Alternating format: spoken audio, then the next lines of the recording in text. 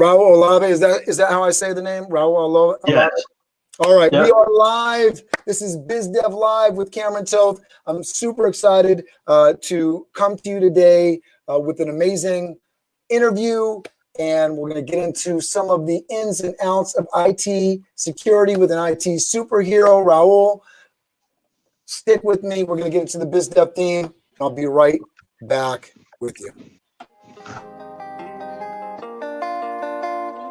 BizDev Live, weekdays at 11 Eastern Time. BizDev Live, weekdays at 11 Eastern Time. BizD with C, brought to you by Cameron T. BizD with C, brought to you by Cameron T. This is business development, not even selling it. This is intelligent. If you watch it, I promise you benefit. Leadership and motivation, empathy and inspiration. Leadership and motivation, empathy and inspiration. BizDev Live, weekdays at 11 Eastern Time. BizDev Live, weekdays at 11 Eastern Time. BizD with C, brought to you by Cameron T. BizD with C, brought to you by Cameron T.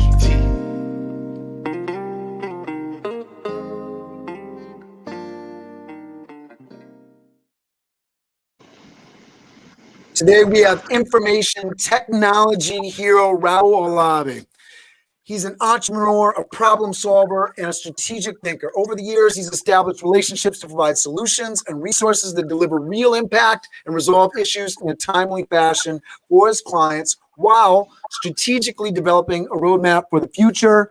Think of him as the Swiss Army knife for your business. He founded IT Business Hero to help businesses navigate the evolving challenges that come with cybersecurity and bridge the gap between technology and compliance for today and the future.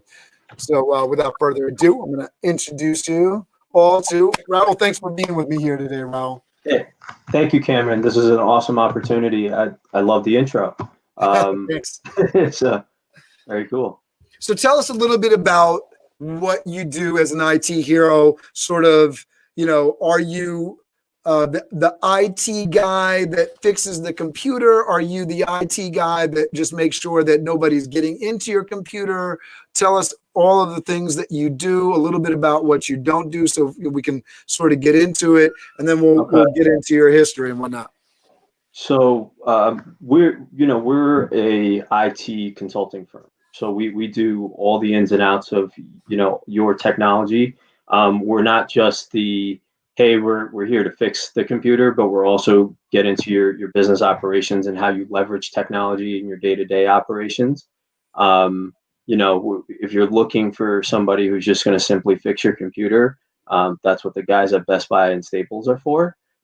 We go beyond that. We look at ways to implement the technologies that your business can use and drive revenue, profits, and enhance the overall internal and external operations for your business. That's awesome. And I'm sure for folks that are in it, that have gotten to that scale where they got several employees and that sort of thing, they know some of the challenges that go into making sure that not only are people comfortable in terms of having the ability to network and work across desks, especially in these times with everybody working remotely, but also securing those networks and channels, whether that's email, whether that's with the software they're using, anywhere from something as commercial as Salesforce or maybe more generic than that. What are some of the systems and kind of pieces or components that people would generally know that you're interacting with on a daily basis? So we'll do things with Microsoft 365, which was formerly Office 365. Then we do things around firewalls, network security, making sure that we have threat detection in place. And then, we go back to the day-to-day operations of IT, making sure that we have a remote monitoring and management tools implemented, making sure that your computer's running like a well-oiled machine, proactively updating it, making sure that we're doing the things from that computers need. Their computers are like cars. They need oil changes every once in a while. They need all those things, but they need daily maintenance. They need weekly maintenance. You need to have your applications updated and things of that nature. But obviously, those are all the technical sides. How that, turns into profitability in your business is strictly speaking, is we take away the technology headaches from you. So you don't have to worry about that. We focus on that for you. We make sure that it's running the way it's supposed to. And that's our job. And then on top of that, we take care of protecting your network from any cyber threats internally or externally, again, because your biggest threat, it's not the computer itself, it's us. We click on links that we're not supposed to. Sometimes we do things that we shouldn't be. We're human beings. That's what we do. So, how we interact with it and how we drive that, on a day-to-day basis is just looking at, what industry you're in, and then what we can do to help you comply with either state guidelines or federal guidelines, depending on the situation. Yeah, absolutely. And by the way, Glow Febro here says Raul is awesome. Thank you, Glow.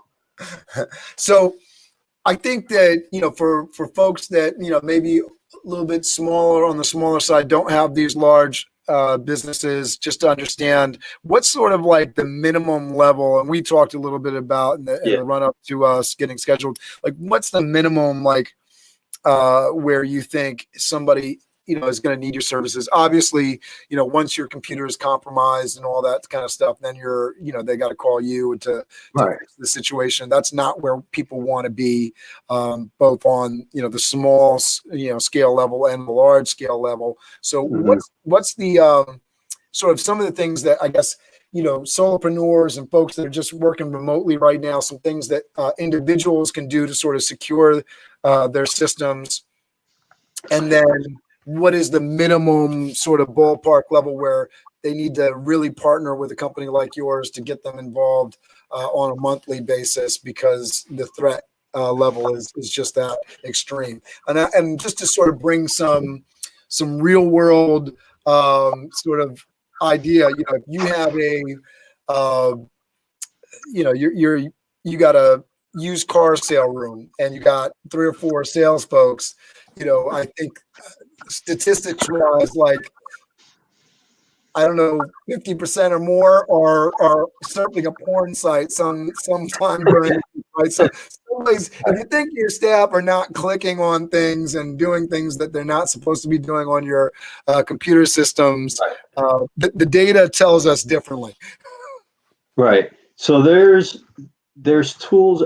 Let's say you're just starting your business from day one. I mean, the most obvious things you need are a word processor, either a Microsoft 365, a Google Apps, and obviously those two have very strong presence in the market. There's some other ones like Panda Docs and all these other third-party apps that are out there, but the two that I would normally recommend to anyone is Google Apps or Microsoft 365. And the reason being is obviously I'm a Microsoft partner. And then, I have clients who have leveraged Google Apps, but it's all dependent on, what it is that you're looking to accomplish. They both have their natural benefits. Then from there, looking at security. So you're going to be sending information back and forth with people, communicating with people internally in your company and externally. So you want to have some sort of preventative tools, like a email encryption, and then some cybersecurity. And let me ask you a question around this, like email encryption, right? So I use, I have my company domain, so at Event Staffing, we do our email through Gmail, so we use the G Suite. In terms of encryption, what are services? First of all, if I'm using the G Suite, is my email encrypted? Is there a chance that, if I send a credit card number out to somebody, is that going to be snatched out of the air? Obviously not probably a best practice to put a credit card number in an email to begin with, but just to sort of give people the idea, because I know people are, right? And then is G Suite encrypted? Is it protected? And then what services or commonly used email services would be places where they would be strategically weak? So anytime you start with G Suite or Microsoft 365, what happens is there's something called shared responsibility. So that means that they, put up their servers, they have everything, set up for you, ready to use and go. And then on your side, you have to take, the next steps and precautions in securing the communications you send out, and then also backing up that data. So when it comes to email security, there's tools like I forget what it's called, but like Mimecast, Proofpoint. There's all these different tools that, if you were to send out a credit card number or a social security number, it would automatically encrypt that email to the receiver. And then essentially on the other end, it'll say, hey, you got it, an encrypted email from Cameron. And at that point, you would open it up, you'd see the information, and then that person, has that information. But then at that point, it's secure. When you're sending it from an @gmail.com or an @AOL, what happens is that's open to whoever can, get into your account. Once they get into your account, they go to your sent folder, or, and you're not thinking about it, they'll find certain information. And that's the thing that we work with people. So if you have an companydomain.com, you want to make sure that, okay, I have my domain, I have my website, but then now I have to start thinking about how it is that I'm going to protect that data moving forward when I communicate with people. And it's the same thing on your computer. You have obvious business processes that you go through when you start selling people, and then at the end, you obviously want to get to a sale. So when you start taking people's addresses, credit card numbers, social security numbers, if you need to, depending on the industry you're in, those are also things that you want to take a step back and look at and say, all right, do I have the proper antivirus? Do I have anti-malware on my computer? If you're a larger business, do I have a firewall? Do I have a secure VPN for my remote users to get in to our servers and work?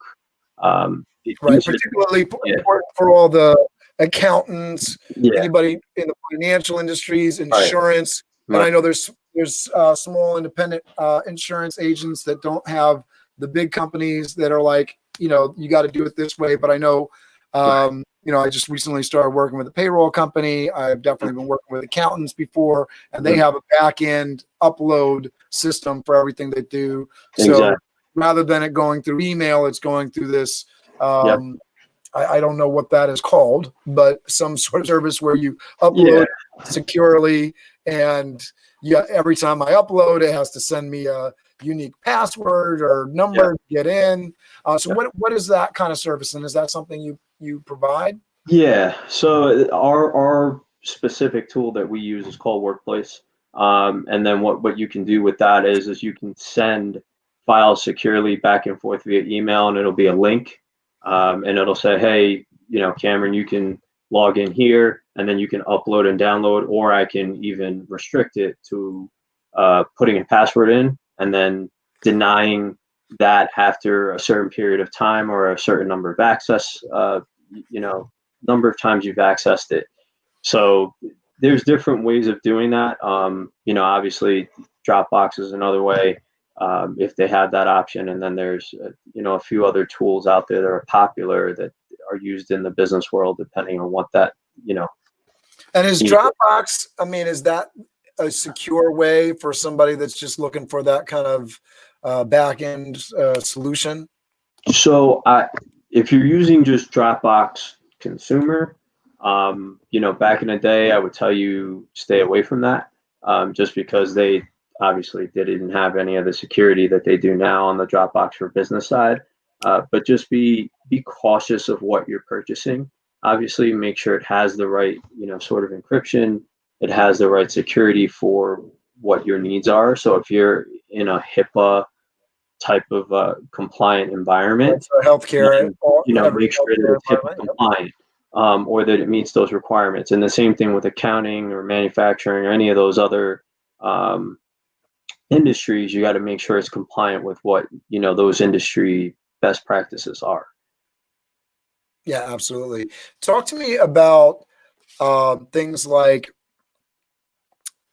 in terms of backing up systems and everything, because I think that's something that's very basic and can be helpful to folks that are looking to make sure their systems are secure, just making sure that they don't lose their work and everything. What do you Right. recommend to the basic consumer business, and then on up into, okay, I have an office, I have several employees. What do you advise for backing up systems and making sure that your data is safe? So there's a couple of different there's multiple ways of actually backing up your data. And there's a 3-2-1 rule.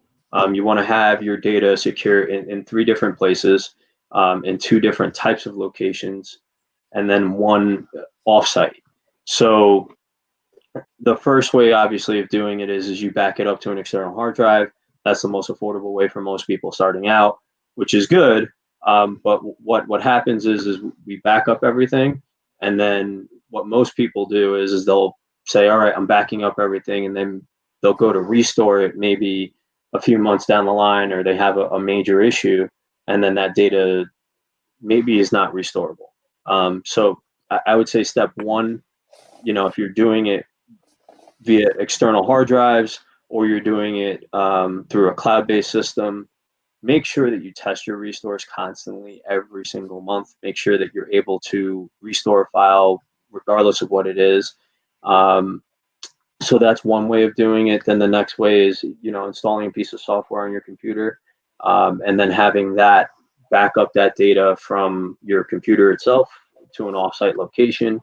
And then the third way, which is not the most secure way, but I know a lot of people do it, and that also poses a lot of risk, is through a USB flash drive. People do that frequently, and then maybe you have it on your keys and you lose your keys. Then someone has access to that data if they have the ability, to do especially that. if that's the password file that you're referencing. That's Yeah, the password file, or maybe you put your credit card information on that USB, or you have the codes to your house, your garage door, whatever it is. Information is personal, obviously. So all the types of data that we put on all these different devices, you just got to make sure that you have it in a place where you're not going to lose it. Number 2, it's constantly being reviewed and backed up on a daily, maybe even weekly basis. And then I think some of that gets into, like, especially for business, oh my goodness, that's too much. I got to back up all these different computers. So what is the way that you come in and let's say this, and then let's back up a little bit and get into your history, get a little human interest here, and talk about different things that you've done. And I definitely want to bring in, because I know you said you've had some experience with some celebrities and different stuff, but also I want to get into, like, the history of why you got into this stuff in the first place. But I love this in terms of helping people on the business front here. So talk to me a little bit about, I think I've lost my train of thought already, but the idea of how you would help a business that's got these multiple businesses to back up. So if you have, easier. So as you grow beyond the solopreneur realm and you start having 5, 6, 10 people, we start recommending having servers. And then at that point, you would have what's called an image-based backup system. And what we're doing there is the analogy that I always put is, think of it as a Christmas tree. So you put the tree up, and then we'll take a snapshot of that. So now you have a bare tree. Now you start putting the lights on. Then we take a picture of that. The next step is putting on all the ornaments. After that, then you put all your cards, you put on your candy cane, and as you're doing that, we're taking snapshots of that. So, God forbid, something were to happen to that, system, or that, What we can do is then revert back to that point in time.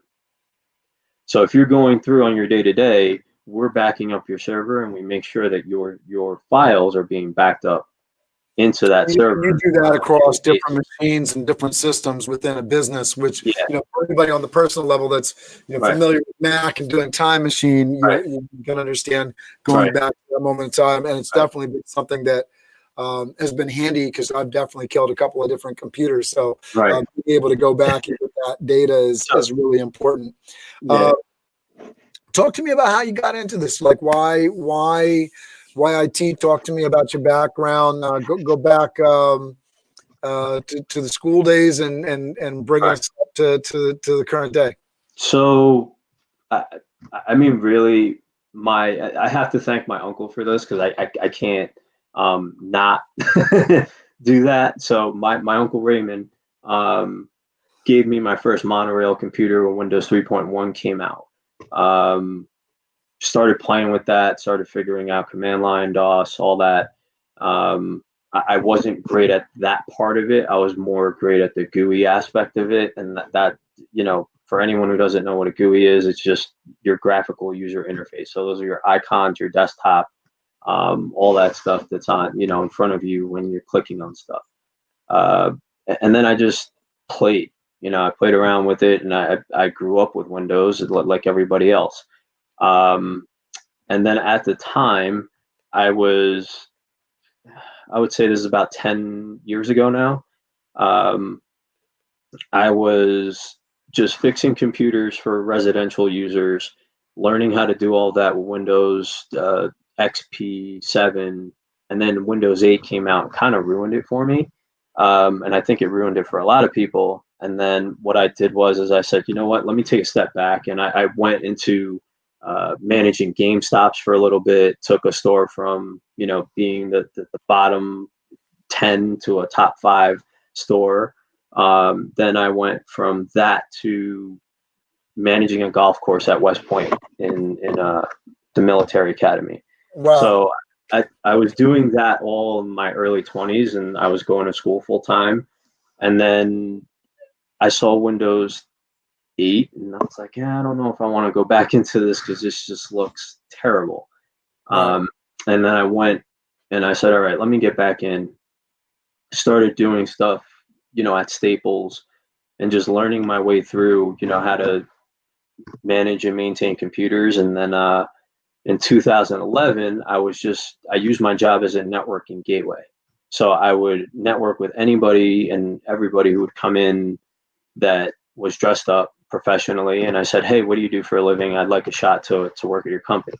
And then finally, I got a shot to work in a company out in Orangeburg, New York. And, I was doing business development there, going out marketing, going to all the different Westchester, Orange, Rockland County events, just, the tri-state area events, even going down to the city. And then when I came, that didn't work out the way we wanted it to. And unfortunately, I had to move on. And then in 2013 to about 2016, I started a business, and then that failed. And then I was working at what was the business that failed?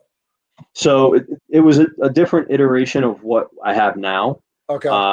But it was just more managed services focused. It wasn't cybersecurity managed services and IT consulting. And essentially what happened, just to make a long story short, we got robbed. Somebody came in, essentially bought a bunch of stuff with fraudulent credit cards, and it was what it was. And I had to close up that business and just move on. And then this is why I am where I am now. So what was the big learning? Because I find this, I've definitely learned, and I can teach more from the things that I've done wrong than the things that I've done right. So what was the big learning point for you in sort of that business? What went wrong, and how have you set yourself up to prevent that kind of thing in the future? So, yeah, I mean, obviously, don't trust everything you do with somebody over the phone unless you shake your hand. I thought I had all the right proper, security protocols in place for what happened to me. And unfortunately, you learn and you fall on your face and you get back up. Yeah. I spent a lot of time, trying to ask for help from a lot of different government entities, and I got no help. A lot of people were asking me, why don't you go here? Why don't you go there? And it just ended up not working out that way. Right. So, I still deal with it, but I don't deal with it as proactively as I did. But when it did happen, at the time I was working for a company out in Connecticut doing business continuity and disaster recovery, which was a partner of the company that I worked for in Orangeburg, New York. And, I got I cut my teeth a lot with professional technology support. It wasn't just, your mom and pop shops. I was dealing with, Hooters franchises. I was dealing with BMW. I was dealing with a lot of different types of companies who were essentially backing up their data, but that data was so critical for them to get back up and running. And then I was dealing with companies that, had, when the wildfires were happening a couple of years ago in California, same thing. It's just dealing with different types of situations. And I went from being just, a level 1 tech to a level 2 tech to back down to a level 1 again. And it was a lot of fun. But then when what happened to my business, occurred, I unfortunately lost that job. I got let go. So from that point, I said, okay, I got to figure out how I was going to do things. And then probably right up until 2017, I was running under the other business name. And then I bumped into a couple of lawyers through Master Networks and stuff, and they just told me, here's how you navigate the situation. And then we started IT Business Hero. So the way IT Business Hero was born was kind of an idea of mine, but not really. So what happened was I would always end my spiel with, blah, blah, blah company, your IT business heroes. And at the time I was with Master Networks, and, everybody loved it. So then they said, if you restart your business, call it IT Business Hero. And that's Right. how that name was, born. And that's the beauty of like workshopping your pitch every week, because then somebody can hit you in the back of the head and say, well, why don't you call it what you've been calling all along, right?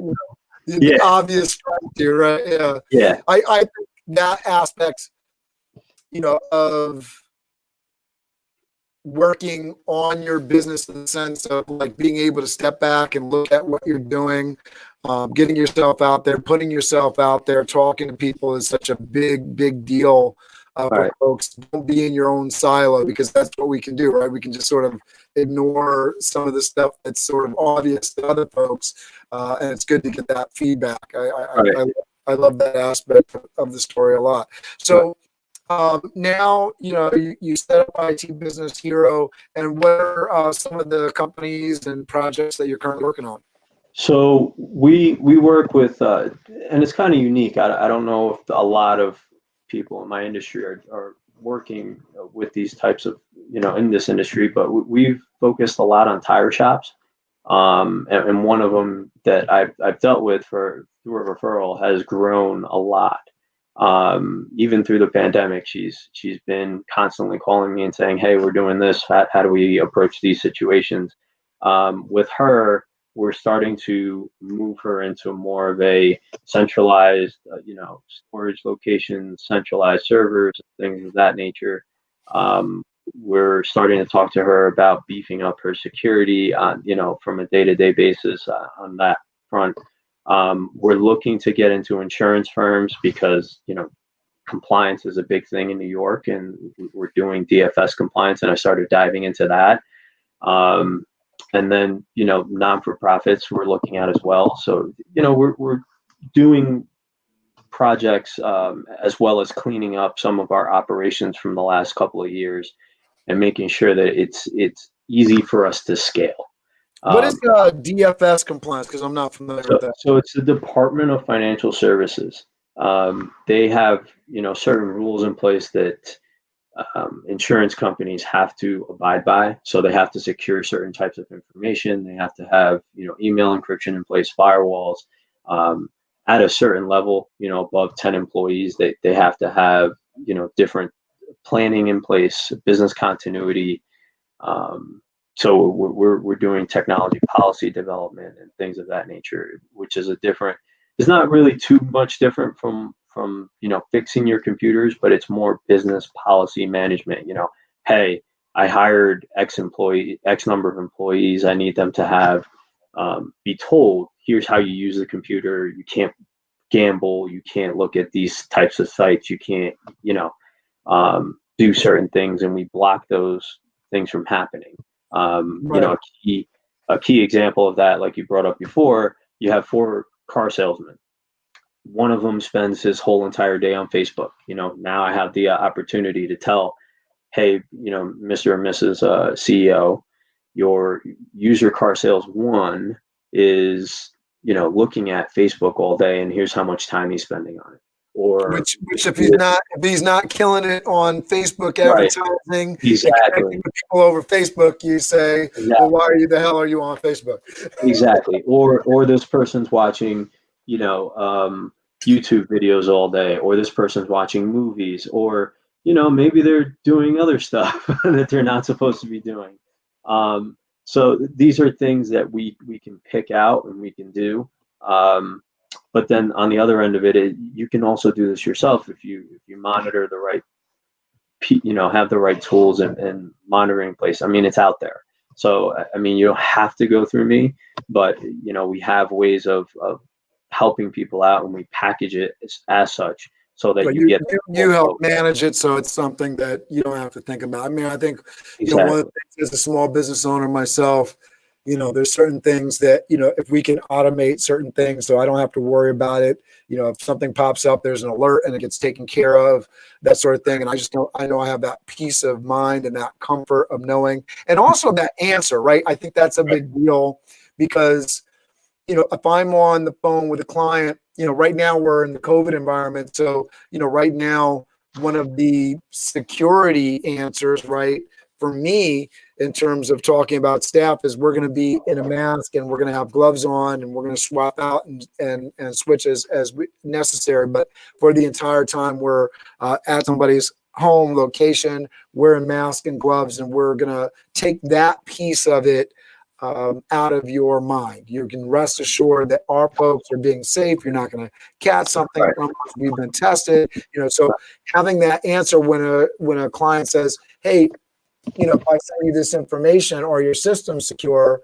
and just having that answer of saying, we work with IT Business Hero. They manage this. If there's a concern, it pops up. We're secure, right? That kind of. I think that's the sort of thing where you just want to be able to have that answer. And so many businesses, I think, where I've sort of walked away or said, this isn't the right places. When you ask that key question of, do you have this covered? And the answer comes off shaky. Well, we've never had a problem. Okay.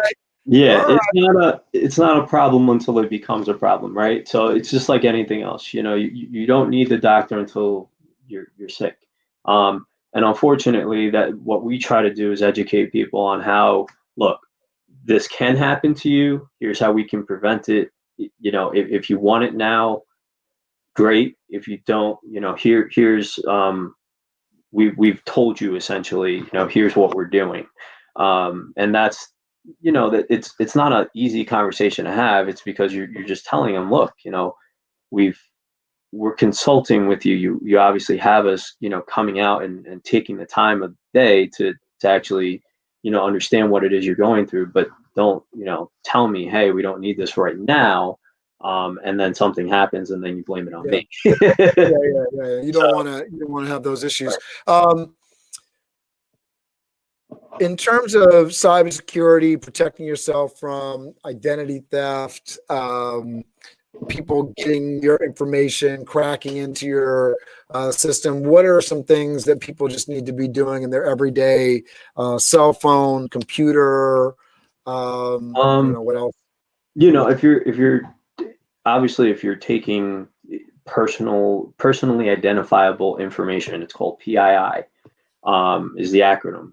Obviously think about what it is that you're taking that information for. If you're doing it as a quick, rapid, I need to take a picture of this invoice and send it, or a credit card and send it, delete it right away, because sometimes people, you take a picture, it goes right up to iCloud, and then that's a whole other area that you don't want to do.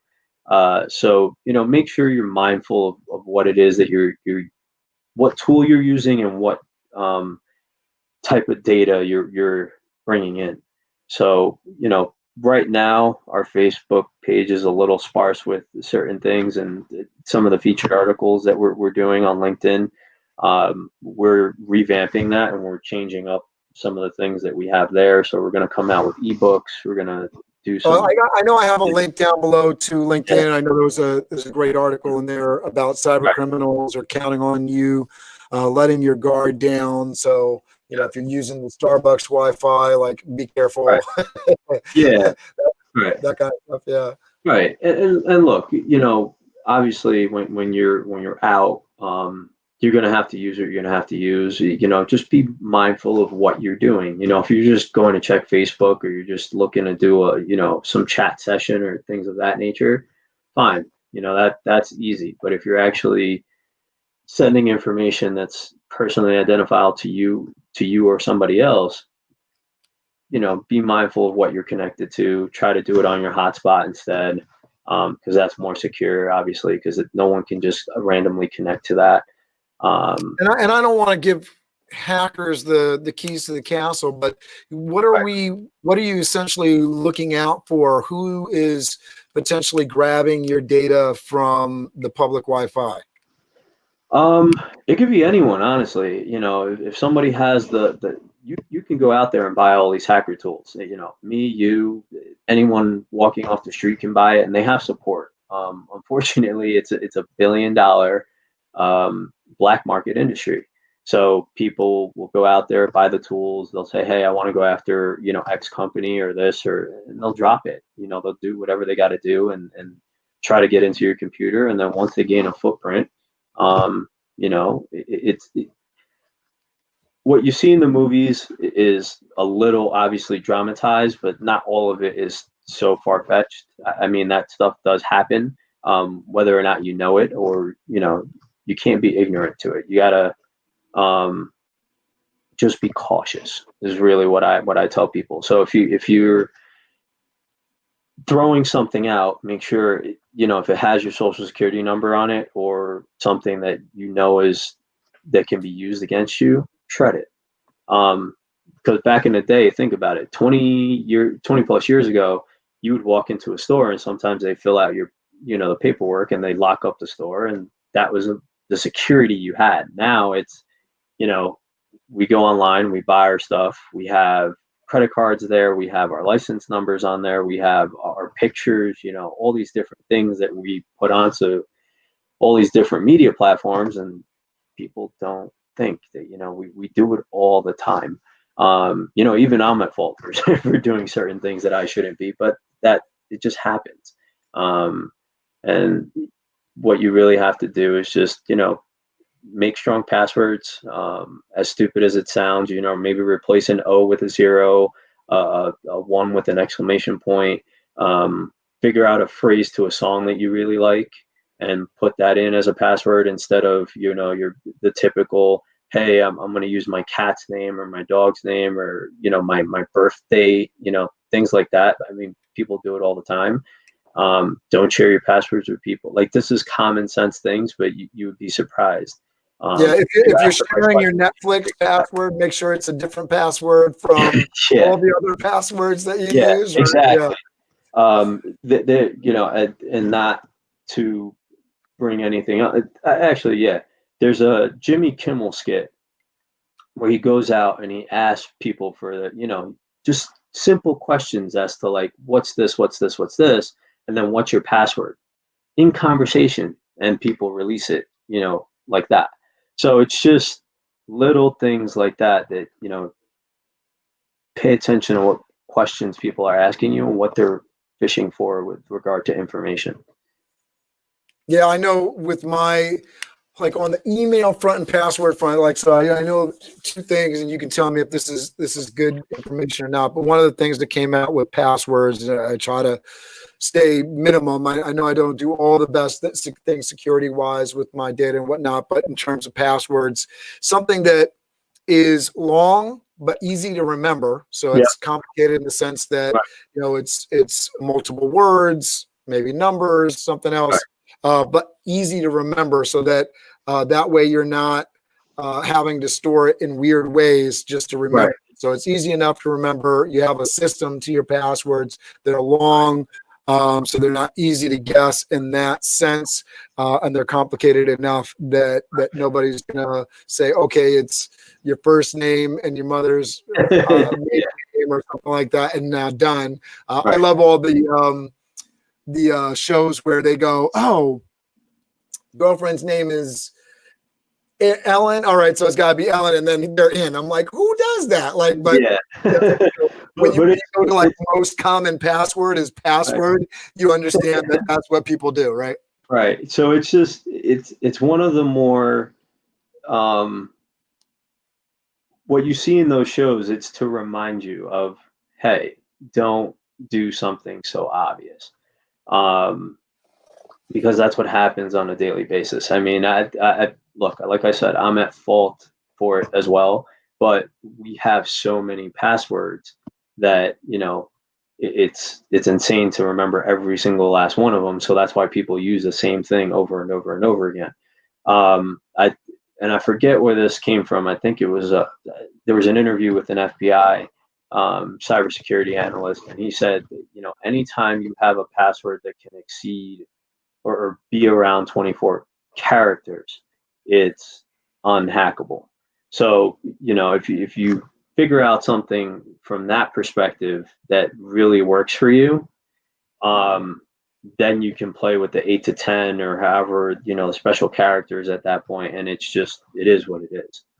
So, yeah, no, I love that. Getting something that's long but easy to remember for you is going to be very difficult for somebody else. It's got multiple words, numbers, whatever. And I definitely have my system down in terms of what it is, so that one, it's complicated, but two, I can, when I'm on the go and I'm trying to get into that website from my phone or another computer because I got to access some kind of important information or site that's useful for something that is mine or with the family, that I can actually get in because I have my system down and remember what it is. Yeah. So, yeah. But yeah, these are things that we can definitely help businesses out with. So whether it be a password management, a centralized storage area, we have, like I said, we're a Swiss Army knife. We have ways of doing things, and we don't know everything, but we figure it out. And who's a great connection for you, Raul? Who's somebody that you would love to get connected with right now? I know you were saying you want to hook up with insurance firms, right? So, who are other folks you want to connect with? So insurance firms, accounting firms, CEOs, IT directors, anyone who are in positions of decision making positions. So the C-suite, the IT directors, the IT managers, the people who are by themselves but need a team behind them. That's where we come in, and that's our strong suit. That's awesome. Outside of IT business here, what are you into? What hobbies you got? What are you doing? So oddly enough, right before this call, I was at the gym. So I like to weightlift. I like to just compete with myself mentally. So outside of the weightlifting, there's golf, hanging out with friends, family. Nothing to watching TV here and there. Nothing out of the ordinary. So I am not a golfer. I've been like golfing like a couple times, doing like the shotgun thing. It's definitely something that I gotta do a little more of. So I'm looking forward to getting a little bit more experience behind that. I've been into the mountain biking. I was wondering, when you were saying that you had managed a couple GameStops, if you were into gaming at all. I was, and then now it's not a thing for me anymore. I miss it every once in a while. It was a good way to escape from the day to day. But, obviously when you're trying to build a business and you're trying to do the right thing, that gets put on the back burner. That can I be played an golf. amazing time suck for sure. You get Yeah. into it. So, So I have 4 children, 3 of which are boys. So, I'm constantly sucked into one game or another. And then there goes a whole night, it's like morning, the dog's coming up. I'm working through levels. Because unfortunately I don't have somebody here enforcing my bedtime, so I can get stuck in it. So my escape now has been golf. I've been playing, and again, this is something that my dad showed me back as a senior in high school. So since 2004, I've been playing golf. Oh, that's awesome. I'm not great. I have my good swings and my bad swings like everybody else. So what are the places you go around? So the last couple of weeks we've been playing some different types of courses. So Hudson Hills is one that we've played. West Point is one. We've played Trump Ferry Links. We've played Pound Ridge. Let me see what else. Two of the best courses in the Crystal Springs Resort. So we were playing Balioan. We played Wild Turkey. We played a couple down in South Carolina, Myrtle Beach. Oh, so nice. I've played in a bunch of different golf courses around the area. So I like to play. It's just a matter of finding time at this point. It's for me, because I'm not that great at it. The cost and the time thing, just to try to find. I got to go. Maybe I can get you to invite me over and go to a couple of those places where you just what do you call it? The range courses. So I can just get used to hitting the ball well, and then maybe I can actually do some sort of all right when I actually get out on the links. It takes a lot of. So what I suggest to anyone who's starting out, get a lesson, so that way you understand the semantics of golf. Watch the Golf Channel if you can. It takes a lot. You got to learn the game, and it's just practice. Really, at the end of the day, like anything else, we're doing this. I told you I haven't done this since 2018. So I haven't stood up and done a live in a while, or done a presentation for people. And now it's just a matter of talking and getting through it. So it's like anything else, you get on your bike once, you fall, you get back up, and same thing with golf. I've been mountain biking lately. That's been my gym, and I've definitely done my fair share of falling lately. So get back on the bike, baby. Let's get it. That's awesome. So, connect with Raul. You want to go play some golf? He's a good guy to connect with. I definitely showed off the LinkedIn. You can connect with Raul there, Raul Olave, IT Business Hero on LinkedIn. Connect with him there. Thank you so much for doing this with me today. I'll let you have the final word, and then we'll get into the biz dev theme once again. And then just hold on for me. I'll talk to you afterwards. All right. All right. Thank you. So think about everybody. Yep, there you go. And, I hope that you all learned something. And if you need anything, just give us a call or email me. I'm on Instagram, Olave815. So if you'd like to follow me there, go ahead and have a great day.